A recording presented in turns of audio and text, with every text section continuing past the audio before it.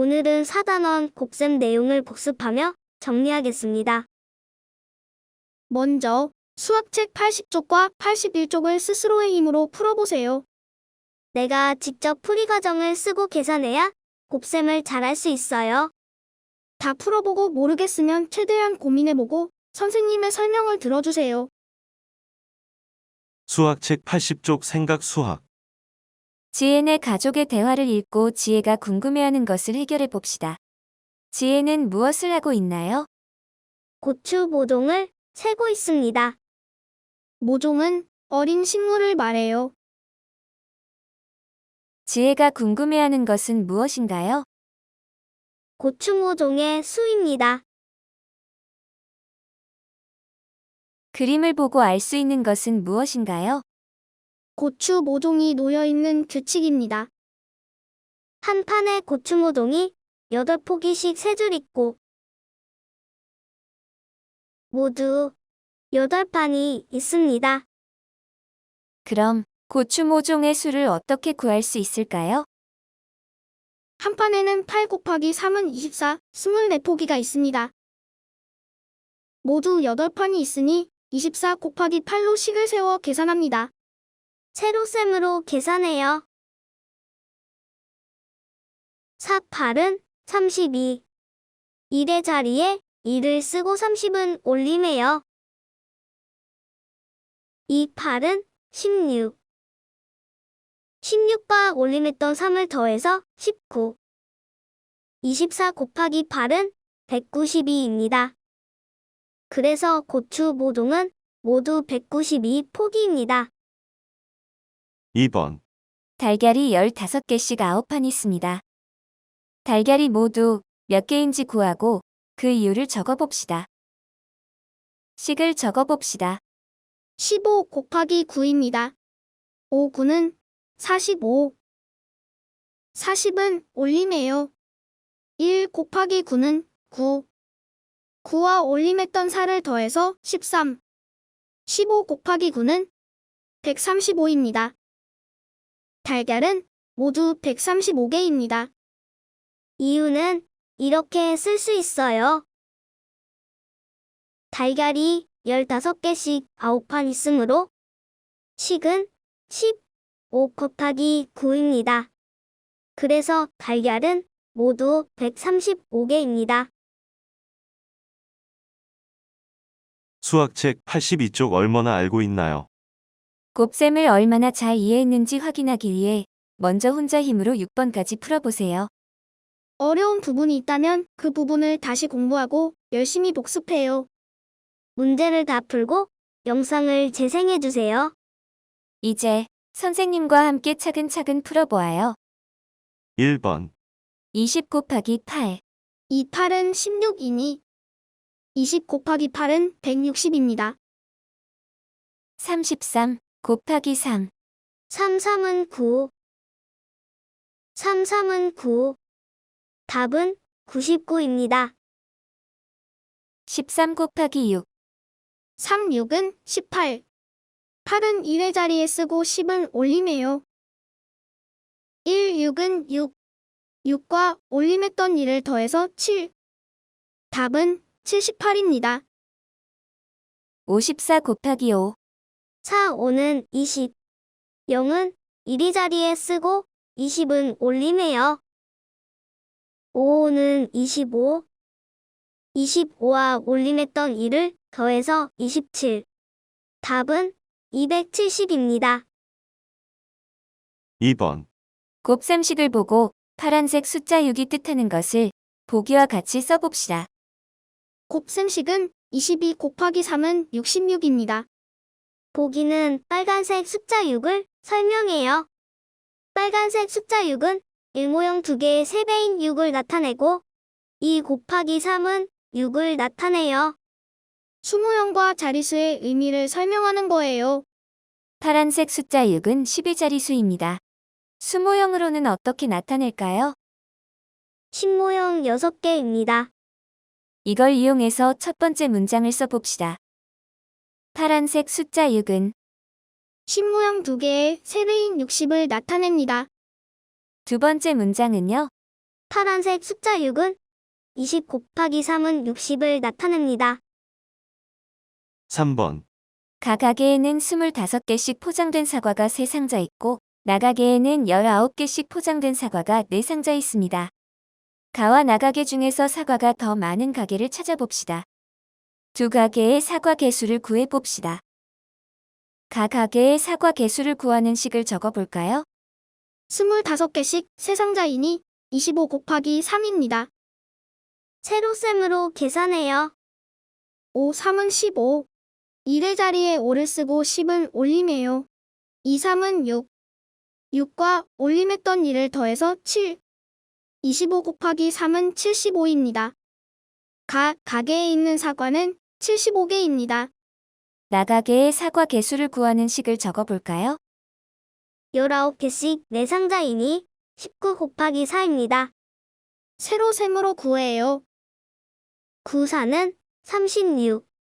6은 1이 자리에 쓰고 30은 올림해요. 1, 4는 4.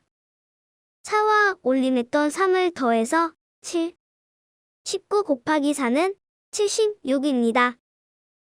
나 가게에 있는 사과는 76개입니다. 두 가게 중 사과가 더 많은 가게는 어디인가요? 나가게입니다. 4번, 마을 청년회에서 한 상자에 39개씩 들어있는 딸기 3상자를 경로당에 선물했습니다.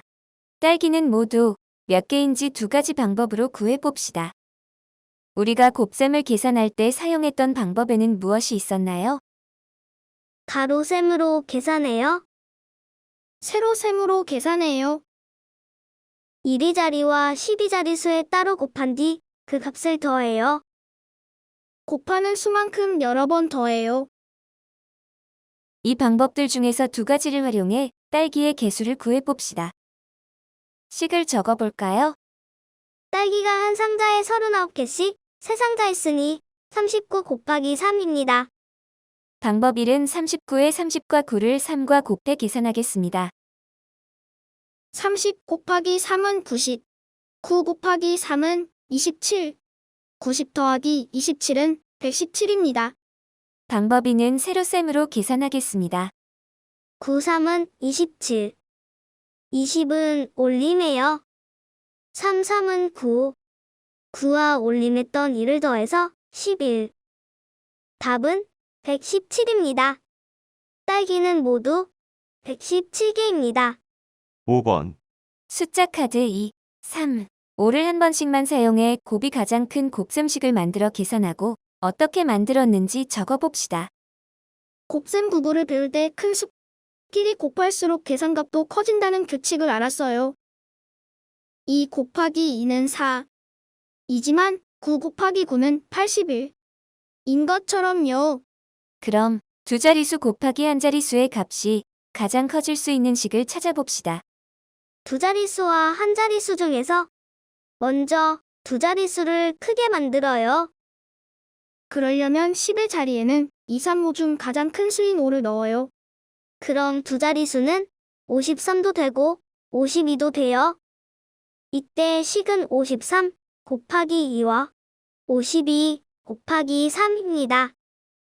두 식을 비교해 볼까요? 53 곱하기 2는 53을 2번 더하는 것이고 52 곱하기 3은 51을 3번 더하는 것이에요. 53과 52 중에서는 53이 1만큼 더 크지만 더하는 횟수는 51을 한 번 더 더하는 식이 더 크겠죠? 52 곱하기 3을 계산해 봅시다. 2, 3은 6. 5, 3은 15. 계산값은 156입니다. 이번에는 한 자릿수를 크게 만들어요. 그래서 한 자릿수에 5를 넣어요. 두 자릿수는 23도 되고 32도 돼요. 이때 식은 23 곱하기 5와 32 곱하기 5입니다. 두 식을 비교해 볼까요? 똑같이 5배를 하니 32 곱하기 5의 값이 더 커요. 2 곱하기 3과 3 곱하기 3의 값을 비교하면 3 곱하기 3이 더 큰 것처럼요. 32 곱하기 5를 계산해 봅시다. 2, 5는 10. 10은 올리네요. 3, 5는 15. 15와 올림했던 1을 더하면 16. 계산값은 160입니다. 두 계산값 중에서 32 곱하기 5의 계산값이 160으로 가장 큽니다. 왜 그럴까요? 가장 큰 수인 5를 두 자릿수의 10의 자리에 썼을 때보다 곱하는 수인 한 자릿수에 썼을 때 계산값이 더 큰 이유는 무엇일까요? 이렇게 두 자릿수 곱하기 한 자릿수식이 있을 때 파랑과 빨강을 곱한 값을 1의 자리에, 노랑과 빨강을 곱한 값을 10의 자리에 씁니다. 이때 빨강은 곱셈에 2번 이용하고 노랑과 파랑은 곱셈에 한 번씩 이용해요. 그러므로 한 자릿수인 빨강이 큰 수이어야 빨강과 12자릿수, 1이 자릿수를 각각 곱해서 숫자가 커지겠죠? 그래서 2, 3, 5 중에서 가장 큰 수인 5를 한 자릿수에 쓰고 그 다음으로 큰 3을 두 자릿수의 12자리에 쓰면 곱이 가장 큰 곱셈식을 만들 수 있어요. 이 문제는 답을 구했어도 설명을 쓰는 게 어려운 친구들이 있었을 거예요. 설명에는 이렇게 써요. 두 번 곱해지는 한 자릿수의 가장 큰 수를 쓰고 그 다음 큰 수를 두 자릿수의 10의 자리, 나머지 수를 1이 자리에 씁니다. 6번, 수일인의 학교 3학년은 한 반에 24명씩 4개 반이 있습니다. 수일인의 학교 3학년 학생은 모두 몇 명인가요? 식을 적어볼까요? 24 곱하기 4입니다. 4, 4는 16. 10은 올리네요. 8과 올림했던 1을 더해서 9. 24 곱하기 4는 96입니다. 3학년 학생은 모두 96명입니다. 3학년 학생들이 각자 화분에 씨앗을 2개씩 심어 키우려면 씨앗은 모두 몇 개가 필요할까요? 식을 적어봅시다. 96명에게 씨앗을 2개씩 나눠주는 것이니 96 곱하기 2입니다. 6, 2는 12. 10은 올리네요. 9, 2는 18. 18과 올림했던 1을 더해서 19. 96 곱하기 2는 192입니다. 씨앗은 모두 192개가 필요합니다. 수학책 84쪽 탐구 수학. 사용한 모양 조각의 수를 구해봅시다. 수일이는 4종류의 모양 조각을 12개씩 사용하여 무늬를 만들었어요. 무늬가 꽃 같기도 하고 태양처럼 보이기도 해요. 수일이가 사용한 모양 조각의 수를 구해봅시다. 식을 적어볼까요? 4종류의 모양을 12개씩 사용했으니 12 곱하기 4입니다. 2, 4는 8. 1, 4는 4. 12 곱하기 4는 48입니다. 모양 조각은 48개 사용했습니다. 지혜가 만든 무늬를 살펴봅시다. 두 종류의 모양 조각을 18개씩 사용했습니다. 지혜가 사용한 모양 조각은 모두 몇 개일까요? 식을 적어봅시다. 두 종류의 조각을 18개씩 사용했으니 18 곱하기 2입니다. 8, 2는 16. 10은 올리네요. 1, 2는 2. 2와 올림했던 2를 더해서 3. 18 곱하기 2는 36입니다. 조각은 모두 36개 사용했습니다. 잘 살펴보면 초록색 삼각형 2개를 이어붙였을 때 파란색 사각형과 모양과 크기가 같아요. 이 원리를 이용해 빈틈없이 조각을 이어붙여 무늬를 만들었어요. 수학책 85쪽 2번. 지혜의 무늬를 모두 3개 만들어 이어붙였어요. 사용한 모양 조각은 모두 몇 개일까요? 식을 적어봅시다. 무늬 한 개를 만드는데 36개가 필요해요. 똑같은 무늬가 3개이니 36개의 세배만큼 조각이 필요합니다. 그래서 36 곱하기 3입니다. 6, 3은 18. 10은 올리네요. 3, 3은 9. 9와 올림했던 1을 더해서 10. 36 곱하기 3은 108입니다.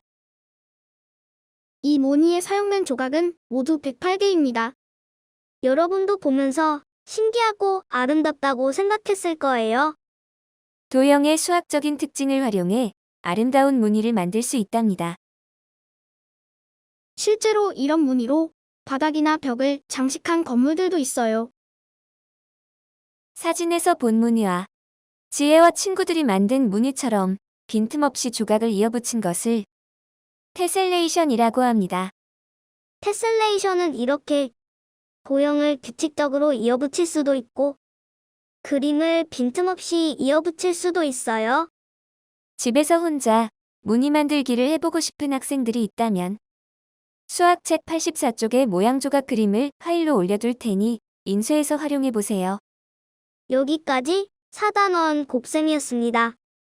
다음 시간에는 5단원 길이와 시간을 공부할 거예요.